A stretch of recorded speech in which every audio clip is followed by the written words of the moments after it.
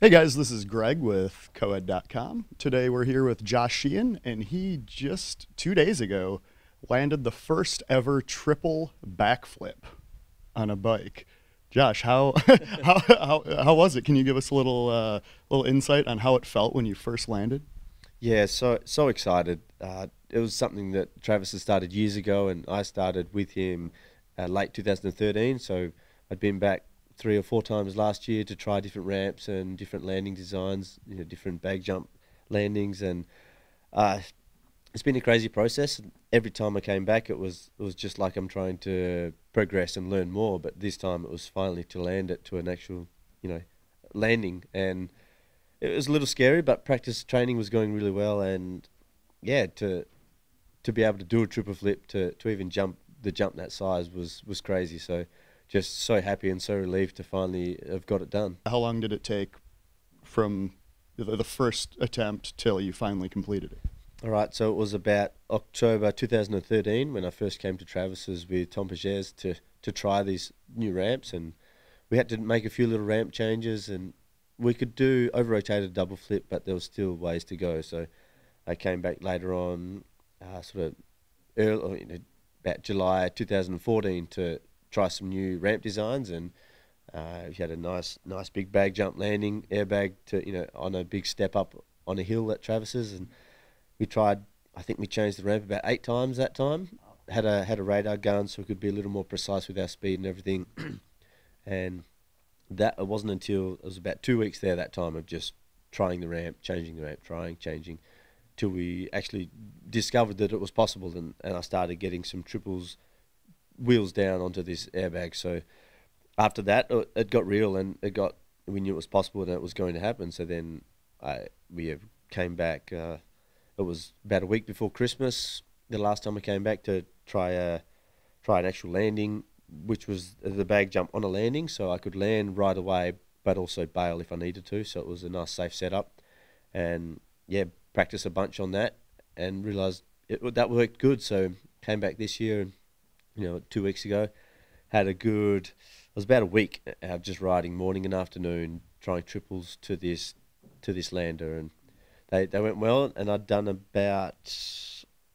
would have been, I think, 18 in a row the last 4 or 5 days. So that was 18 on the airbag that you landed. onto the lander. So it was basically we had the exact landing that I'd be using, but with an airbag layer over top. So it was safe, and yeah, I just had to get consistent on that so we could take the bag away and then go to the landing. So Kind of went for it.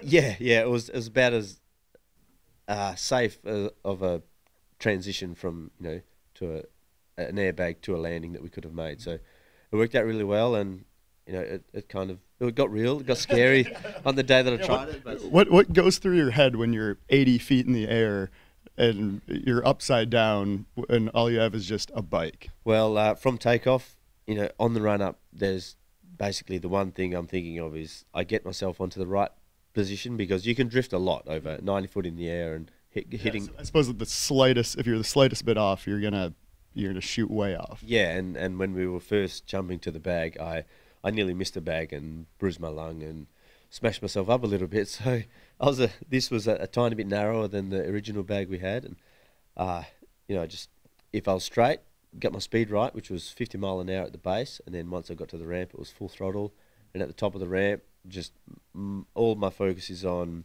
leaning back, getting as strong of a pull as I could possibly do at the top of the ramp. Yeah, I suppose. Yeah, once you hit that full throttle point, there's no turning back. Like you're going for it. Yeah, it's 100% commitment.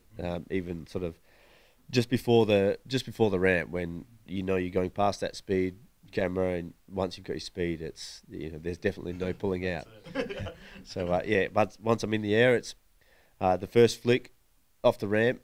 It gives you an idea of how fast you're rotating, and my feet tend to slip back and grip onto the bike, and those first two rotations happen fairly quickly, but it's all about body position and just basically keeping the rotation going. And for that third rotation, I basically get to just pointing down a little bit at the peak of the height of the jump, and from there I have to fully commit, lean into it, and get that last rotation. That's when you finally look at the ground and you're like, All right.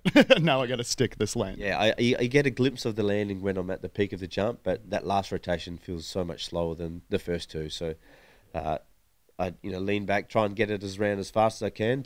As soon as you can see the landing, then it's time to expand, brace, and get ready for a landing. Awesome. Well, congratulations, and I'm sure everyone's been asking you this, but and you need to take a moment to reflect and just appreciate this moment. But what's next? Do you have anything on the docket? No, well that's the funny thing. We don't know what's next. That's so crazy. This has taken up a few years of time to get this. So now it's kind of like a reset button. I get onto some more Nitro Circus tours and some competitions, and now we just experiment and see what's possible, and we'll see what might be possible. So we'll just have to go from there and experiment. Very cool. Yeah, Nitro Circus, that kicks off next week, right? The worldwide tour. Yeah, Tampa next week, right? Awesome. Yeah, I might try to catch that when you guys get back up here to New York. But sounds good. Cool. Well, thanks a lot for meeting with us, and we appreciate it, and good luck on Nitro Circus. Thanks a lot. Yep, thanks. This is Josh Sheehan. I'm Greg, and thanks for watching.